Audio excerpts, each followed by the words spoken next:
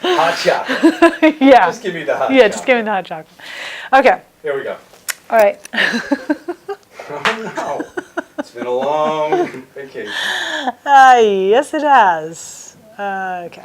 We were out for, is this the longest we've ever gone without a No, meeting? but it's a long time. 3 No, weeks? oh no, Come no, on. not the longest time, no. We've gone longer? Yeah, Wow. this is about the longest. Okay. All right. Hi, I'm Libby Gibson, Town Manager. Welcome to What's Going On in Town Government. So we're back from a bit of a break with the Board of Selectmen and the meetings. At last night's meeting, we started out with an NRTA, a joint Nantucket Regional Transit Authority Advisory Board of Selectmen meeting. The Board of Selectmen members are also on the Regional Transit Authority. So it's a little bit like the selectmen are meeting with themselves, but that's the way it works here. The topic was year-round shuttle service. To make a kind of a long story short, and this actually was a fairly short discussion because there had been a bit of prior discussion, the board pretty much, the board voted to endorse year-round service provided the budget and the schedule and all of that can be worked out as we go through our budget development process, which we are starting right now for the next fiscal year. So we had a bit of an overview again from the NRTA administrator, and the board had a couple of questions, and we're going to go ahead with it. We're going to do it. We're doing it. How much is it costing us? Well, that's a good question because we didn't get into which level of service we're going to do. There's what they're calling the base service, which is about an $800,000 cost. And then there's a lesser service called the alternative base service, which is something like $700,000 or maybe a little bit less than that. But it's not a cheap service. It's going to cost money to the town. The rates are going up by $1. They're going up a little bit, yes. Yeah, they'll double. Instead of $1, it's $2. Okay, yeah. I noticed it. Yep, yep. You know, and seniors and military and veterans, 50 cents to $1 instead. I saw that. Yeah. Yeah.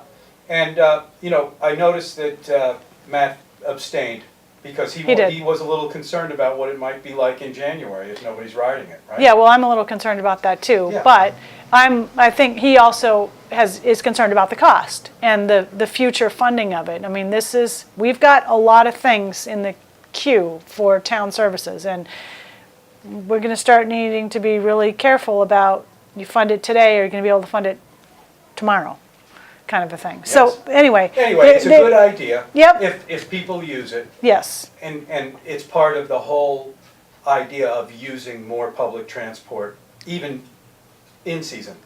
Yes. So the whole thing, it keeps more visibility about it. Yep. It's a comprehensive type of thing. Right. So there's going to be more on that, but that's what they did there.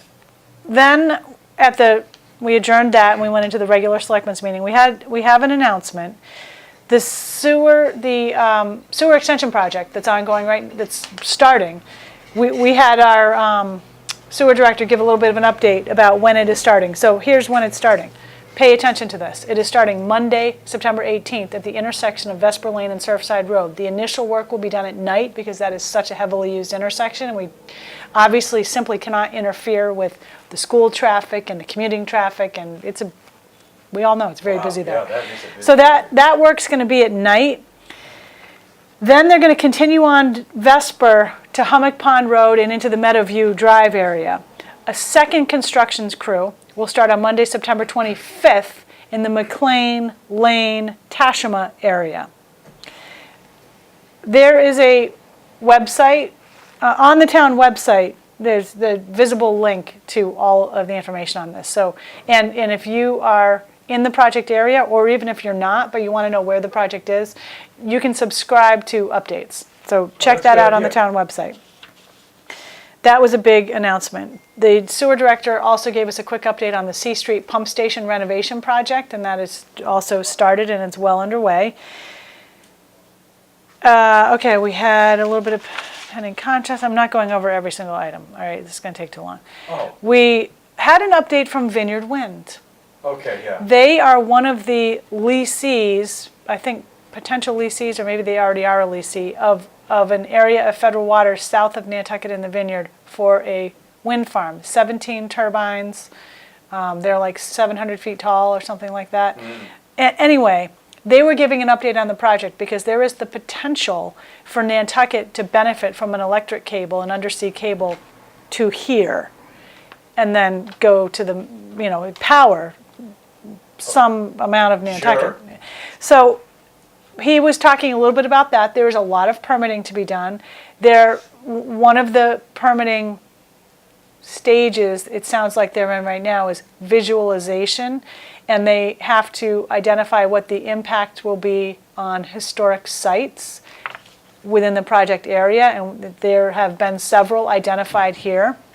So he was showing, mock-ups of what the turbines could look like from a distance. You can barely see them. Yeah, So really depending nice. on where you look and Right. how far they are and all Right, that. right. So that was very interesting. There's going to be more. 14 miles off the coast. 14 miles off Yeah. the South Shore, Right, ish, that way. right, from or maybe Matticat, right? Yeah, South Shore. that general area. There would be landfall of a cable in Matticat. Right. So got the if we cable get from the there, cable from yeah. there, and there's some, obviously, some significant work that needs to be done on that, but it's getting underway. We had some end-of-year fiscal 17 budget reports from some of the departments. We began a preliminary review of fiscal 19 general fund budget projections. We do this every year right around now. There's a lot we don't know yet, but we want to get people in the budget mode for next year, and we were trying to find out from the board what areas of focus do they want us to start considering, so we had a bit of a discussion about that. We also reviewed an updated financial forecast model that finance has been working on. And those were the big main things. Next week at the board meeting, the 20th, we have some, so far, we're working on the agenda now, we have some utility petitions. We have a public hearing for an amendment to traffic and parking regulations to include the Sunset Hill area in the residential parking district. The residents have asked for this, so we're going to have a public hearing about it. We're going to talk about the 4th of July 2018 and when the fireworks would be and that kind of thing.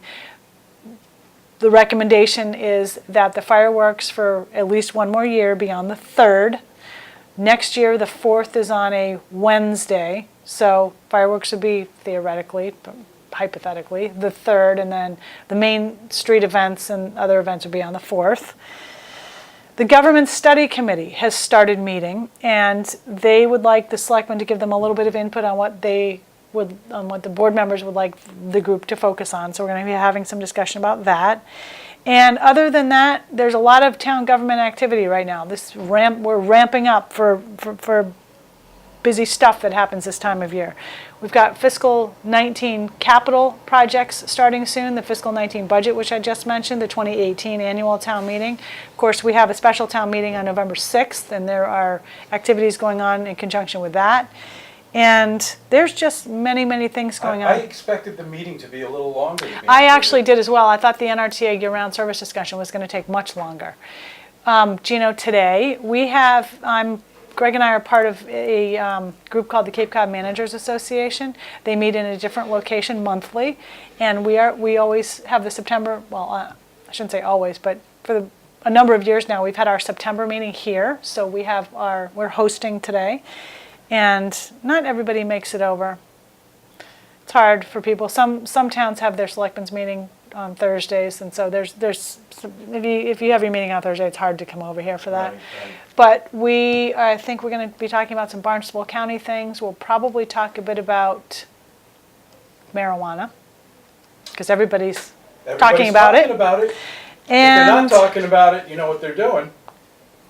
Yeah, actually, I took Bob Cole for a drive around yesterday. Oh, Bob You know Cole. Bob? Yes, I do. I haven't He's a seen big fan of marijuana legalization and growing. He seems to know a lot about it.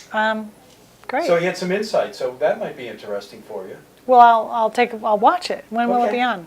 Okay. Soon? Oh, yeah, about a week or two. Okay. We just started a couple of new ones. All right. So I hope you cannot see my desk right now. viewers. I hope you can't see it because it's embarrassing. I don't know how you do it. And also I said this on the radio this morning, and I'm going to say it again now, and I don't want to sound like a whiner, but if you've emailed me anytime recently, don't expect a response soon. I am, and I really super apologize for that, but I have, do you want to know how many emails I have right now? You'd think that you'd be taking all your work up to Nova Scotia with you. Yeah, would You you would think think that? 502 right now. Wow. And so I've got to get through all that. I have an overflowing inbox. My desk is a ridiculous mess. I hate it when it gets like this. But I have had back-to-back meetings all week and all of last week because we are working on capital and budget and the board's agendas and all this stuff. It just takes my whole day.